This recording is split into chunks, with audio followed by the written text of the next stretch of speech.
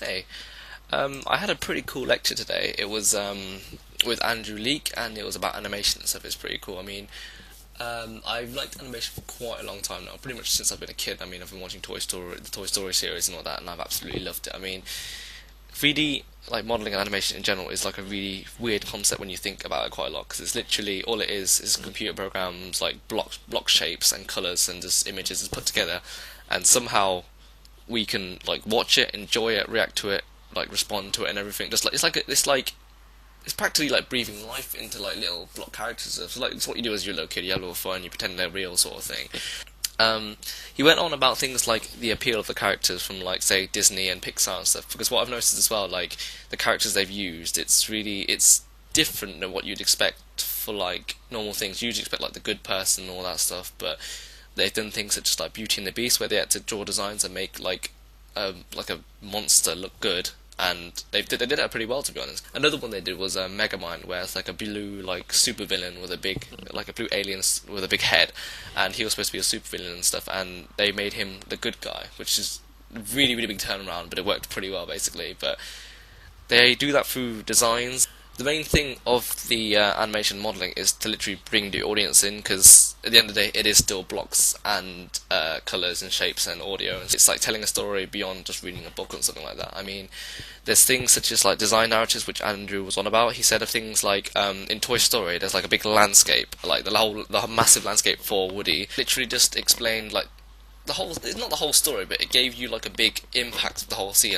It also did it in things like Wall-E and stuff, with just the main character like a little robot, with the world which is kind of like a mess, and it's like filled with rubbish. It just kind of builds up like the area and the character's world, so he fits in and how he responds to it and stuff.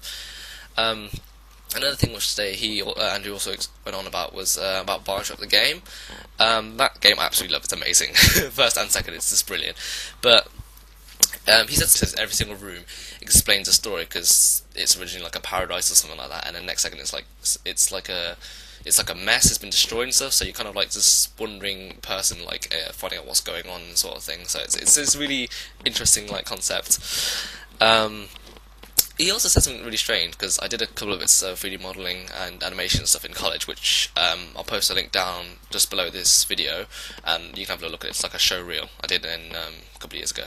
But yeah, one thing which he found pretty weird was he said like modelling when he's animating something, he animated like the mouth last, like the talking expression, which you think is pretty weird, since like for us you'd expect the voice to be the main thing to like communicate with the reader, which it kind of is. But when you look at it a bit more, he showed us some clips of like Monsters Inc. and Mike Wazowski and Sully. They were like doing their whole like movement and stuff with the voices, but the mouths weren't actually moving, and it practically gave the same impact anyway. Like the body language basically creates everything. What he does, like, it's like you have to kind of compare.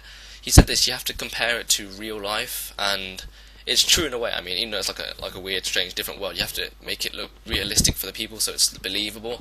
Any little slip up, and it'll just look kind of it'll look strange, and it won't look realistic. It'll look like a robot. I've did some of this before, and it's really true. It's really hard, but a lot of fun to do as well. What I noticed as well, like when I first messed around with animation modeling for some of my earlier projects and stuff, you don't get enough information from that, so you need to exaggerate it, which reminded me a lot of like Tom and Jerry. Like all the things when they're running around chasing each other. It's like they kind of, when they run, they like stretch and stuff. It's like an elastic band sort of thing. You need to do that in the animation as well, so it actually looks realistic. I tested it on things like without and with, and it just looks so much better. It's like you need to tell the audience what's happening with the landscape as well, with the characters, and what they are actually doing to make the audience realise what he's doing. Like if he's about to run, he needs to like pull back a bit before shooting off to show that he's going off really fast and stuff. What else is there to go on about? He said for referencing an animation, he had to, not for him, but in general, but he says loads of people that do animation, for reference, they literally just record like what happens in real life, people walking, their things, so they can see how people react during situations like conversations, walking, interacting with the people, using objects and stuff. You need to fully understand how like the human body works through the joints and arms and everything, just so you can get the maximum effect in a video, because at the end of the day, it's not real. It is just like blocks and colours, like I said before.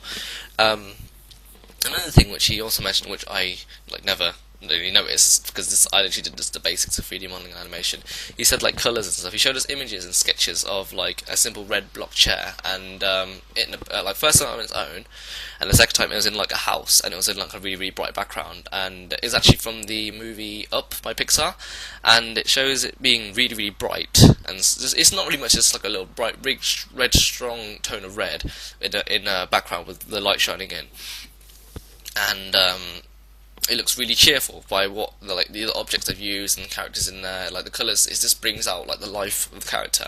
And then he showed us another scene, and it was the same area, exactly the same angle, different lighting. It was more like a dull, darker scene, maybe like not like during the afternoon or something like that. But everything was like a bluey, dark black tone, and everything just looked really kind of depressing in a way. And it's really weird how you can get this from pure colours. I know there's like colour themes stuff, but putting it, that's like another really important part of animation, because it's all like little like jigsaw blocks. You put them together, and you can get, if you do everything really really well, you can get a really good animation. But you miss a little bit out of it, and it won't.